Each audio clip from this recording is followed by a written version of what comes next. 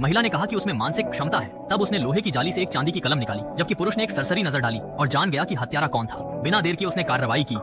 राक्षसों को मारने के लिए हथियार तैयार करना प्रारंभ करें। जो ही वे मिले, उस व्यक्ति ने पवित्र जल उस पर छिड़का। प्रतिद्वंद्वी को प्रतिरोध का मौका मिले, इससे पहले वे लड़ पड़े। गोल्डन हू पेपर के प्रोप्स बोनस के सहारे प्रतिद्वंद्वी ने पीछे हटना शुरू कर दिया। अंत में उसने एक बाइबल निकाली और शैतान को स्वर्ग की ओर अग्रसर करने की तैयारी की। पीड़ा के साथ समझौता करना पड़ा और उसे शैतान के पुत्र की धरती पर आने की योजना बतानी पड़ी। पता चला कि स्त्री दूसरे दल के पुनर्जन्म का माध्यम थी। वे जा रहे थे और महिला एक भारी शक्ति द्वारा तेजी से खींची गई। दूसरे व्यक्ति को बचाने के लिए आधी रात में जोखिम उठाया। यह स्वर्ग और नरक के बीच की जगह है। वह नरक की ओर जाने वाली कुर्सी पर बैठा, सच्चाई को समझाने की कोशिश की और जाना कि शैतान का बेटा अस्पताल में छिपा था। आने वाले संघर्ष के लिए उसने अपने सहयोगी से सभी पवित्र हथियारों को पिघलाने को कहा और उसे शक्तिशाली गोलियों में बदलने को कहा।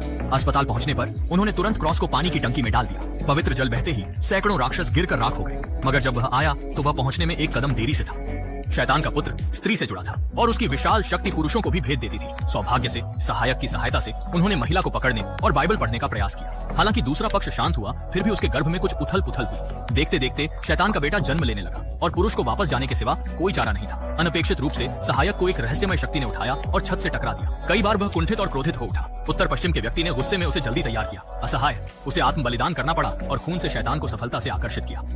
अन्य व्यक्ति को अपने बेटे का अच्छी तरह से पालन पोषण करने को कहे। यह देखकर शैतान ने अपने बेटे को नरक की ओर एक कोने में धकेल दिया। फिर उसने रोते हुए उस आदमी के शरीर में हाथ डाला और उसके फेफड़े से सभी कैंसर कोशिकाएं निकाल दी। चरम चरण के कैंसर से पीड़ित व्यक्ति को तुरंत ठीक कर दिया गया और यह शैतान की एक छोटी चाल थी। हालांकि दूसरा नरक में जाने का इच्छुक नहीं था, पर स्वर्ग में लौटना असंभव था। वह पृथ्वी पर अपनी उपयोगिता के लिए जिंदा रह सकता था।